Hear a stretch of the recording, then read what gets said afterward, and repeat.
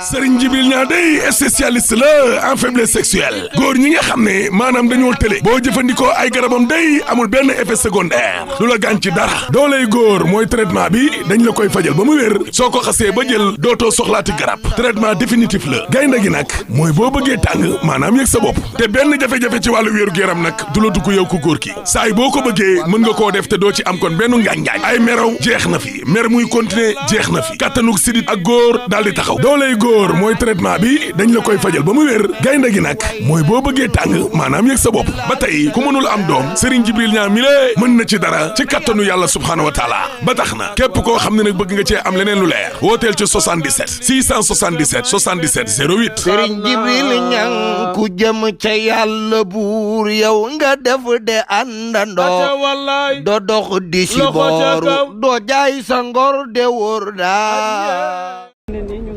Il nous était extrêmement difficile de continuer à assister à cette mascarade politique.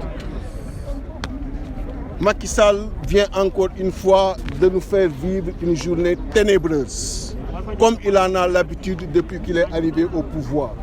à savoir vouloir continuellement procéder à la levée de l'immunité parlementaire d'adversaires politiques avec comme seul projet un projet funeste et hideux de l'anéantissement de ses adversaires. Il l'avait dit et il est sur ce chantier-là, à savoir la réduction à sa plus simple expression de son opposition. Mais se pose un véritable problème d'identification de sa véritable opposition. Parce que nous sommes 17 millions de Sénégalais. Si on soustrait de ces 17 millions, les 2 500 000 qui ont eu à voter pour lui, ce potentiel est de 14 500 000. Et ces Sénégalais attendent la prise en charge de leurs préoccupations du point de vue sanitaire, la prise en charge de leurs préoccupations du point de vue économique, social et autres, et non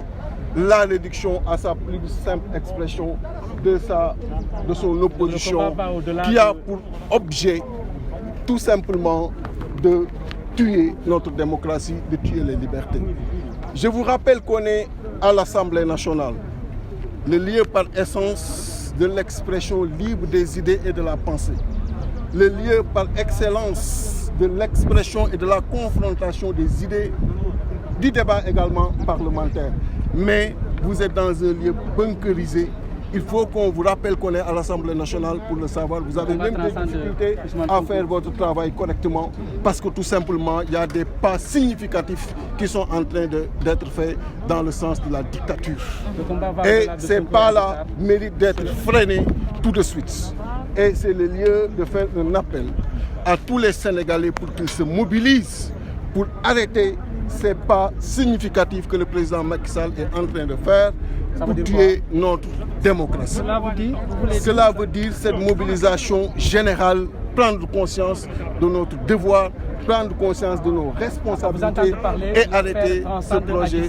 funeste. C'est devenu un combat de démocratie. C'est devenu un combat de sauvegarde de nos libertés, un combat de sauvegarde de notre démocratie, un combat également contre toute forme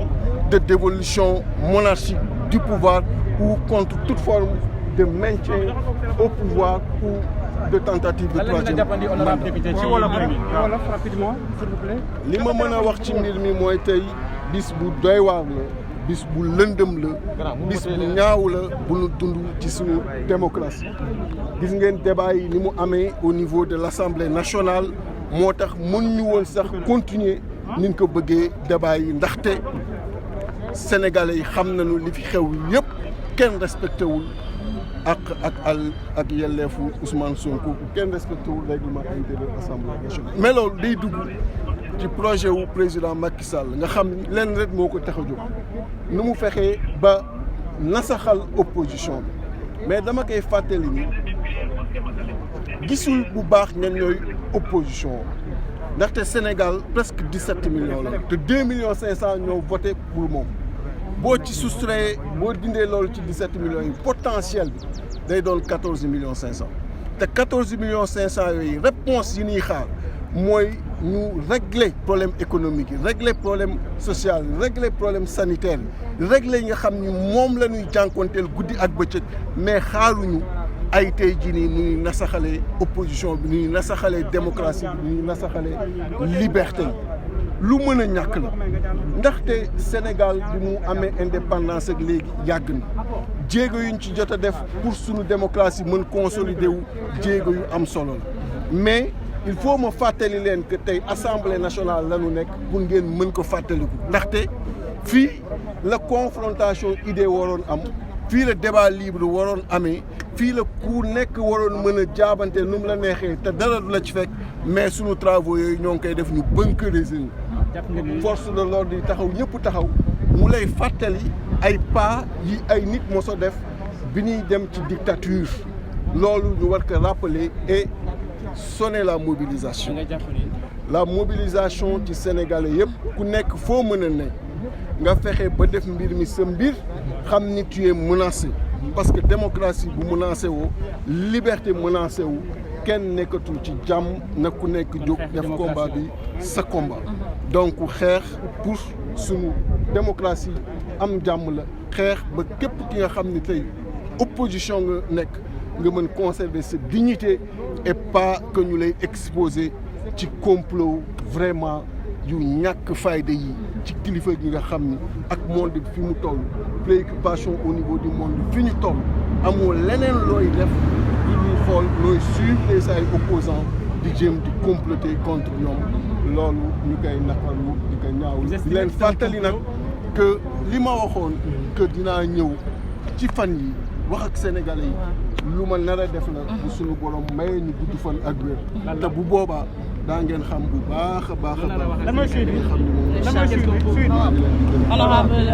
Serigne Djibril Niang day spécialiste la en faiblesse sexuelle góor ñi nga xam ne maanaam dañoo télé boo jëfandikoo ay garabam day amul benn effet secondaire lu la gaañ ci dara dooley góor mooy traitement bi dañ la koy fajal ba mu wér soo ko xasee ba jël dootoo soxlaati garab traitement définitif la gaynde gi nag mooy boo bëggee tàng maanaam yëg sa bopp te benn jafe-jafe ci wàllu wéeru yaram nag du la dugg yow ku góor ki saay boo ko bëggee mën nga koo def te doo ci am kon benn ngaañ-ngaañ ay meraw jeex na fi mer muy continuer jeex na fi kattanug sidit ak góor daal di taxaw dooley góor mooy traitement bi dañ la koy fajal ba mu wér gaynde gi nag mooy boo bëggee tàng maanaam yëg sa bopp ba tey ku mënul am doom Serigne Djibril Niang mi lée mën na ci dara ci kattanu yàlla subhaanahu wa taala ba tax na képp koo xam ne nag bëgg nga cee am leneen lu leer wooteel ci 77 677 77 08 Serigne Djibril Niang ku jëm ca yàlla buur yow nga def de àndandoo do dox di si booru doo jaay sa ngor de wóor daa